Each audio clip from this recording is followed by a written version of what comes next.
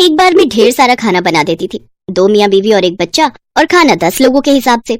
उसकी यही आदत थी, अगर 1 कटोरी दाल पूरी हो सकती है तो वो 4 कटोरी बना देती थी। और उसके बाद जब खाना बच जाता तो अपने पति राजेश के डर से वो इतना बचा हुआ बासी खाना देखकर डांट ना लगाएं, वो अपनी काम वाली मालती को दे देती थी।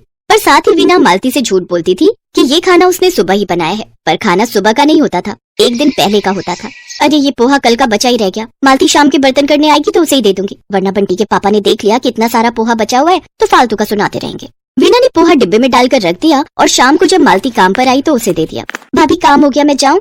हाँ, अच्छा रुक, वो सुबह तो तू चली गई थी, मैंने इतना सारा पोहा बनाया था, यहाँ तो कोई नहीं खाएगा, अब रात की रोटी ही बनेगी, तू लेती जा, बहुत बढ़िया बना था, रुक मैं देती हूँ। भाभी सुबह का ही है ना? अरे तो और क्या, मैं तुझे बासी थोड़ी दूंगी, सुबह ही तो बनाया था, ये ले पकड़। और हाँ, डिब्बा कल वापस लेते आइयो, तुझे पता है ये डिब्बा मैंने तेरा ही बनाया हुआ है, इसमें तुझे ही सामान देती हूँ। मालती पोहा लेकर घर आ गई, पर जैसे ही उसने डिब्बे को खोला उसने अपनी नाक बंद कर ली। ये पोहा तो बदबू मार रहा है, इसका मतलब भाभी ने मुझे बासी पोहा दे दिया। बच्चों ये मत खाओ, ये खराब हो चुका है, मैं तुम्हारे लिए रोटी सेक देती हूँ। मालती तेरी मालकिन कैसी है? उन्होंने तुझे खराब खाना दे दिया और झूठ बोल दिया कि ये सुबह का खाना है। हो सकता है उन्होंने जानबूझकर ऐसा ना किया हो, गलती से दे दिया होगा, कोई बात नहीं, हमने खाया नहीं, ये बात सही रही, नहीं तो बच्चे बीमार पड़ जाते। अगले दिन वीना ढेर सारी खीर मालती को देने लगी। मालती ये ना मैंने तुम्हारे भैया के कहने पर खीर बनाई थी, अब वो तो थोड़ी सी ऑफिस ले गए हैं, बाकी रखी हुई है, अब तुम्हारे भैया देखेंगे कि मैंने बना ली और खाई नहीं तो वो बेकार का गुस्सा करेंगे। तू तो जानती है मैं बिल्कुल भी मीठा नहीं खाती हूँ, और बंटी वो तो तुझे पता ही है, जब देखो चॉकलेट और पेस्ट्री खाता रहता है, कोई नहीं खाएगा, बची रहेगी, तू ले जा, मैं डिब्बे में डाल देती हूँ। वीना डिब्बे में खीर भरने लगी तो मालती के मन में फिर से वहम आया, तो उसने पिछले दिन के पोहे वाली बात उसे कही।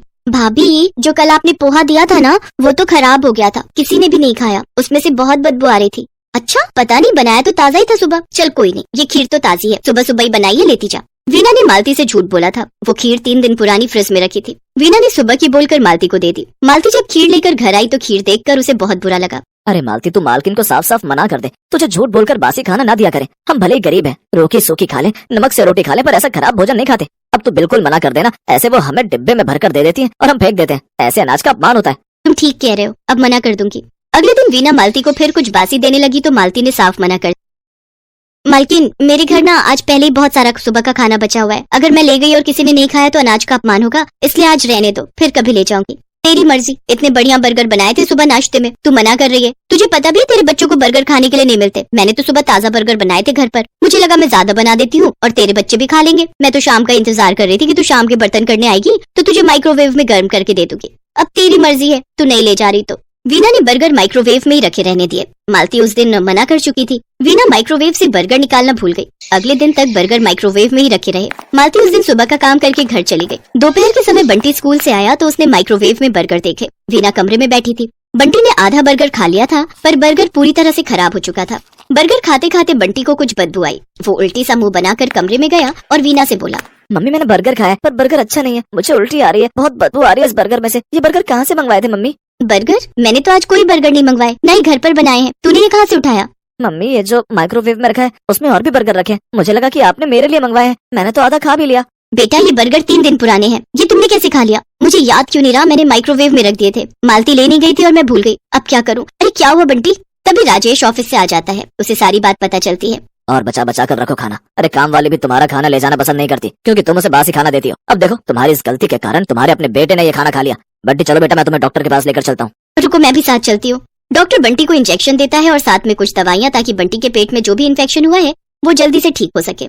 उस दिन वीना को अपने ऊपर बहुत गुस्सा आता है और पछतावा भी होता है, क्योंकि वो बिना सोचे समझे बासी खाना मालती को दे देती थी, जबकि वो जानती होती थी कि वो खाना मालती या फिर किसी के भी खाने लायक नहीं था। और आज इस बासी खाने को खाकर उसका बेटा बंटी भी बीमार हो गया। वीना ने इस बात से सीख ली और उसने ताजा खाना ही घर में रखना शुरू कर दिया। मालती ये देख हरा छोलिया आया हुआ है, बहुत सारा, मैंने सुबह ही आलू डालकर बनाई थी, सब्जी खाकर बता कैसी बनी है, अगर अच्छी लगेगी तो थोड़ी घर पर भी पैक करके दे दूंगी। बड़ा स्वाद बना है छोलिया भाभी, मैंने तो एक बार भी नहीं बनाया, बस कुछ ही दिन तो आता है, होली के बाद तो पक जाता है, अभी इसकी सब्जी स्वाद बनती है, ये ले मैंने डिब्बे में पैक कर दिया है, घर पर सबको खिला देना। मालती भी बहुत खुश थी कि अब उसे वीना ने बासी खाना देना बंद कर दिया। अब जब भी वीना उसे कुछ खाने का देती तो वो खुशी खुशी घर ले जाती, और अब वो खाना बासी नहीं होता था बल्कि सुबह का खाना होता था, ताजा बना।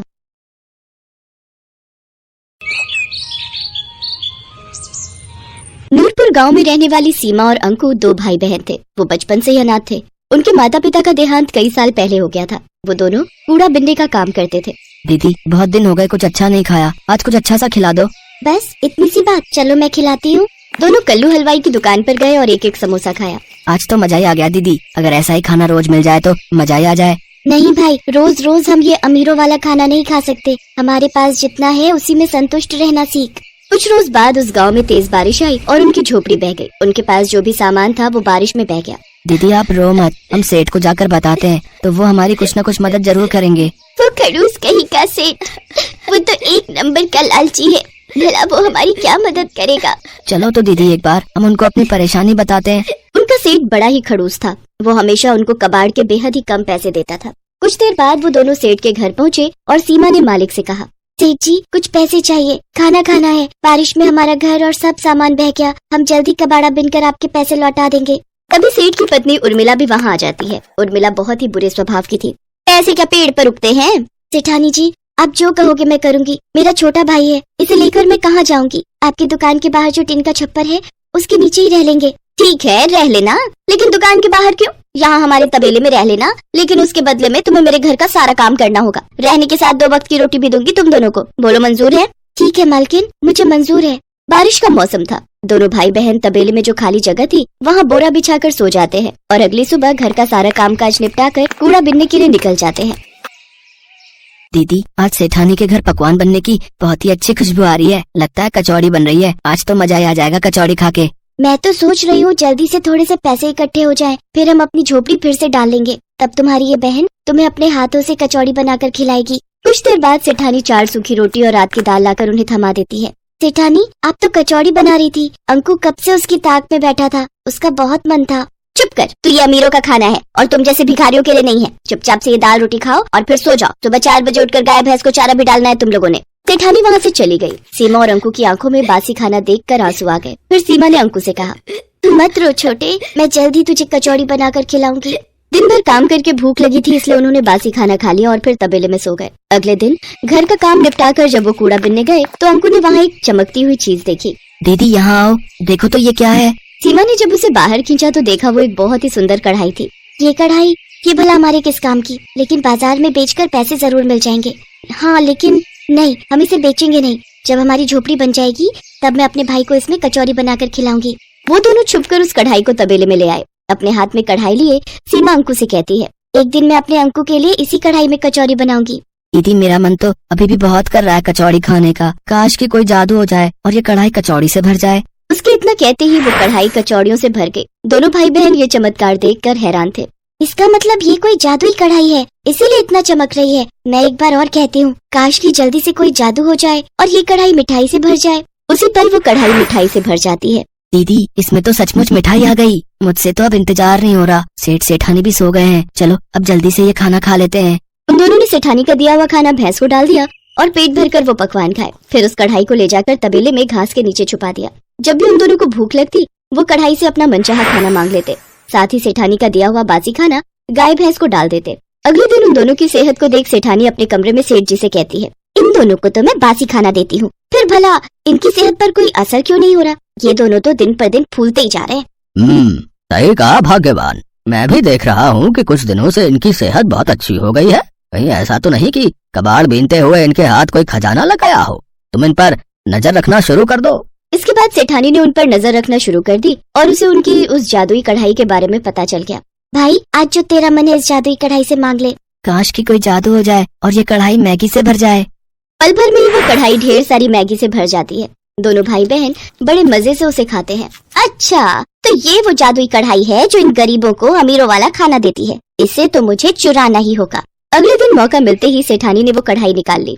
देखो जी, ये उन बच्चों की सेहत का राज, ये जादुई कढ़ाई जिसे मैं चुरा लाई। अब देखो मैं तुम्हारे लिए गर्मा गर्म पकवान बनाती हूँ। ए जादुई कढ़ाई अपना जादू दिखा और हमारे लिए बिरयानी बना दे। अरे वाह, ये तो कमाल हो गया। अब तो तुम्हें कभी खाना बनाना ही नहीं पड़ेगा। तुम्हारी मेहनत भी बचेगी और राशन पानी का खर्चा भी। बिरयानी खाकर तो सचमुच मजा ही आ गया। अब बस गर्मा गर्म दूध मिल जाए तो फिर तो मजा ही आ जाए। लो अभी लो, ए जादुई कढ़ाई जल्दी से गर्मा गर्म दूध दे दे। गर्म दूध देख सेठानी ने कहा, ए जादुई कढ़ाई हमारे यहाँ हमेशा ही गरम गरम दूध की नदियाँ बहती रहे। तभी पूरे घर में गर्मा गर्म दूध की नदियाँ बहने लगी और सेठ सेठानी के पैर उसमें जलने लगे। अरे बस बस कर जादुई कढ़ाई, जल्दी से दूध देना बंद कर दे। दोनों के पैरों में खौलते दूध से छाले पड़ गए, लेकिन कहीं किसी को इस बारे में पता न चल जाए, इस कारण वो चुपचाप वो दर्द सहते रहे। सीमा ने ये सब देख लिया और दरवाजे पर खड़ी सीमा कहने लगी, आज आपके लालच ने सेठानी जी आपको कितनी बुरी तरह जला दिया। काश की कोई जादू हो जाए और ठंडे पानी से ये घर बच जाए। कढ़ाई से ठंडा पानी निकलने लगा और सेठ सेठानी जलने से बच गए। ए जादुई कढ़ाई, तू जहाँ से भी आई है वही वापस चली जा। सेठ सेठानी दोनों ने अपने किए की सीमा से माफी मांगी। वो जादुई कढ़ाई हमेशा हमेशा के लिए गायब हो गई। तुम नहीं होती तो आज हम जल ही जाते। तुमने हमारी जान बचाई है, इसलिए आज से तुम तबेले में नहीं मेरे घर में मेरे बच्चे बनकर रहोगे। साथ ही अब मैं तुम्हें रोज अमीरों वाला खाना खिलाऊंगी। उस दिन के बाद से सेठ सेठानी दोनों बच्चों को अपने बच्चों की तरह प्यार करने लगे और उन्हें अच्छे स्कूल में पढ़ने के लिए डाल दिया।